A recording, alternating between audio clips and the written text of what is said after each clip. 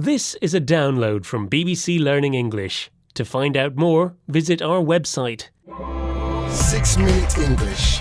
From bbclearningenglish.com. Hello and welcome to 6 Minute English. I'm Alice. And I'm Rob. You look very pale, Rob. Are you okay? Well, I was at a rather boozy wedding party last night and I had a bit too much champagne. Oh. Do you know any good hangover cures? A hangover is the headache and sickness you can feel after drinking too much alcohol. And a cure is something that makes you better. Well, I'm teetotal. I don't drink alcohol, so I'd say the best hangover cure is not to drink in the first place. You don't believe in hair of the dog then? No, Rob, I don't.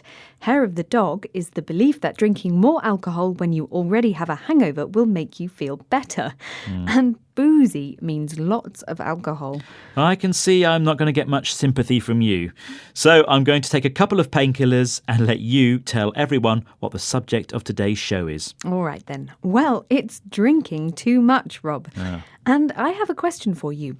What is the name of the main process involved in producing alcohol?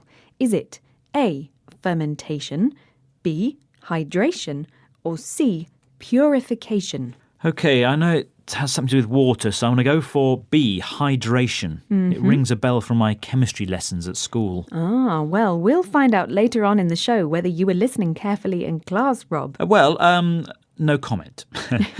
Well, most people are aware of the links between smoking and cancer, but fewer are aware that drinking alcohol is linked to an increased risk of future health problems. The UK government is currently trying to raise awareness with their new guidelines on how much it's safe to drink. Let's hear what Dr. Michael Mosley has to say about health risks. Unfortunately, whatever level of alcohol you are drinking, it is likely to increase your risk of some forms of cancer, particularly breast cancer, but also other rarer forms of cancer like head, neck and throat. The risks are quite low at moderate drinking, but they do rise rapidly. So any drinking at all, even one small glass of wine with your evening meal, raises your risk of cancer? Is that right? Yes, and the health risk increases with the amount you drink. But I thought wine was supposed to be good for you. It's a popular belief, but medical evidence doesn't seem to support this view.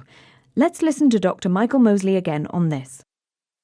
Now, there's long been this idea, there is this marvellous stuff in red wine called resveratrol, which is said to reduce your risk of all sorts of things. Unfortunately, the amount you would have to consume would be so huge that the downsides of drinking red wine would swiftly overwhelm them. And the downside of something means the disadvantages. Now, Alice, what's your favourite tipple? Oh, well, I don't have one, Rob, because I'm teetotal, remember? A tipple is another way of saying an alcoholic drink. I enjoy beetroot and kale smoothies with a dash of turmeric and ground pepper. Kale? Oh, yuck, that's disgusting. Now, a smoothie is a thick drink made of fruit or vegetables, blended with milk or yoghurt or water. Well, I like sweet stuff. Maybe a banana smoothie with some honey? But beetroot and kale, sounds disgusting. Don't knock it until you've tried it.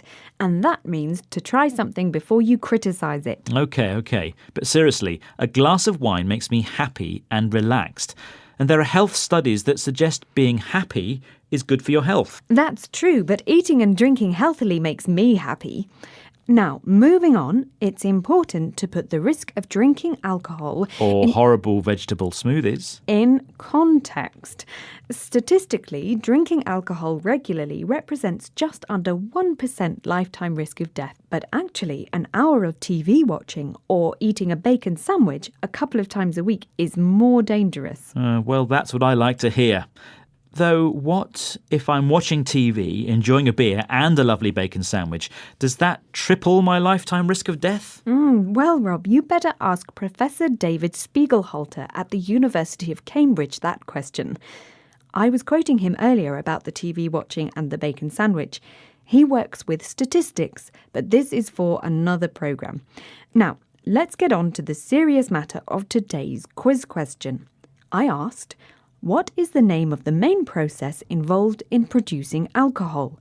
Is it A, fermentation, B, hydration, or C, purification. Well, I said B, hydration. Though you were sceptical, weren't you, Alice? Yes, and I was right to be sceptical, which means doubtful, because B is the wrong answer, I'm afraid, Rob.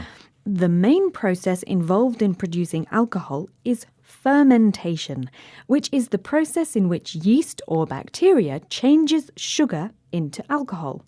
Hydration is the process of making your body absorb water, and purification is the act of removing some harmful things from something. Actually, have this glass of water, Rob. Hydration is a good hangover cure, much better than hair of the dog. Cheers, Alice. Now let's hear the words we learned today.